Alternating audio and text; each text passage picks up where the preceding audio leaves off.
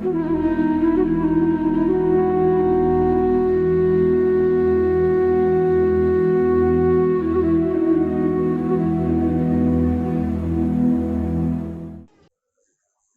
अंदर भगवत्ता के प्रति जितनी गहरी श्रद्धा होगी उतनी हमारी भावनाएं पवित्र होंगी, और जितनी हमारी भावनाएं पवित्र होंगी उतना हमारे जीवन में आनंद होगा, जो कि अपन देख ही रहे हैं। जितनी निर्मलता आती उतना अधिक हर्ष, उतना अधिक उल्लास। दो तीन शब्द मैं सोचता हूं कि अपने को जान लेना चाहिए। सुबह भी लोग मेरे से पूछ रहे थे, उत्सव समारोह, उत्सव समारोह, आयोजना, इन सब का सेंस क्या है, इनका मीनिंग क्या है? आखिर ये शब्द हमसे क्या कहना चाहते हैं, हमें कौन सा संदेश या कि उपदेश देना चाहते हैं? उत्सव शब्द में अगर देखें तो उत्स भी है और उत भी है, दोनों शब्द हैं। उत हमारे जीवन को ऊंचा उठाने की प्रेरणा देने वाली चीज, और उत्स जो है वो हमारे स्रोत की सूचना देने वाली चीज है कि हम अपने स्रोत तक पहुंचे। क्या है उत्स? बिगिनिंग क्या है, या कि हमारी अपनी प्योरिटी क्या है, हमारी अपनी ओरिजिनलिटी क्या है, उस उत्स की तरफ। जैसे कि गंगा का उत्स है गंगोत्री, वहां से गंगा निकली हुई, ठीक इसी तरह हमारे जीवन का उत्स क्या है, कहां से हमारा आना शुरू हुआ,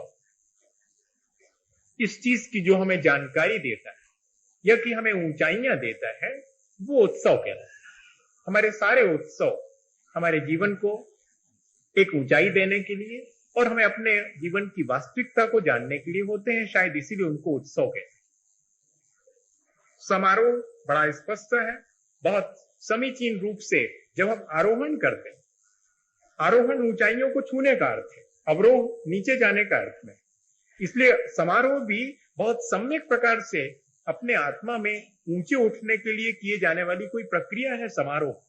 ये उत्सव और समारोह और आयोजना, युज धातु जो है वो योग के अर्थ में आती है, जुड़ने के अर्थ में आती है। असमन्तात, पूरी तरह से सब तरफ से जब हम अपनी आत्मा से जुड़ने के लिए जो प्रक्रिया करते हैं उसी का नाम तो आयोजन है। आयोजना और कोई बहुत बड़ी चीज नहीं, अपने आत्मा से जुड़ने की सारी प्रक्रिया। आप देखें कि इस तरह की चीजें बहुत कभी कभार जो अपन करते हैं। सुबह भी मैं आपसे बात कर रहा था कि अपने यहाँ रोज भगवान के ऊपर अभिषेक करते हैं तो वो आनंद नहीं आता, लेकिन कभी कभार कहीं किसी विशेष क्षेत्र पर जाते हैं और वहां भगवान का अभिषेक करते तो बड़ा एक आनंद हमारे जीवन में घटित होता। इसलिए ये सारी चीजें, उत्सव, समारोह, आयोजनाएं समय समय पर हमारे आयोजित हम खुद कर लेते हैं अपने आप। किसके लिए? कि कम से कम एक दिन तो हमारे जीवन में अपने उत्सव के बारे में, अपने ऊंचाइयों को छूने के बारे में, या कि अपने को अपने से जोड़ने के लिए कोई प्रक्रिया हमें मिले। तो इसी के लिए ये सारे समारोह और आयोजनाएं हैं। आप हमेशा से करते आए हैं, हमेशा करते रहिएगा, लेकिन हमेशा करते ही रहिएगा आप। मैं तो ये नहीं चाहूंगा कि आप हमेशा उत्सव ही उत्सव करते रहिए। कभी अपना उत्सव मनवाइएगा भी। ऐसा क्या, सबका उत्सव मनाते रहे और हमारा भी क्यों ना उत्सव मनाया जाए। हमारा उत्सव तो तभी मनाया जा सकता है जबकि हम अपने जीवन का पूरी तरह से उत्सव जान लेंगे, जब हम अपने जीवन का पूरी तरह से ऊंचाइयां जीवन की छू लेंगे, तब हमारा जीवन स्वयं उत्सव हो जाएगा। ये सारे उत्सव फिर आवश्यक नहीं होंगे। इन सारे उत्सवों की शायद ऊंचाइयां जो हम पा लेंगे वो उसी में समाहित हो जाएंगी। विद्या रह मारूड़ो मनो रह पहे सुहन दिजो चेदा सो जीर्णान पहावी सम्मा दिक्खी मुनेदम। उसे सम्यक दृष्टि कहा गया है कुंद आचार्य महाराज ने, कि जो विद्या के रथ पर आरूढ़ होकर के अपने मनोरथ को, हमारे मन की आकांक्षाएं कितनी हैं, कहां कहां क्या क्या नहीं चाहता हमारा मन, उन सब के ऊपर वल्गा हाथ में लेकर के उन सब के ऊपर लगाम देता है, वो वास्तव में धर्म की प्रभावना करता है।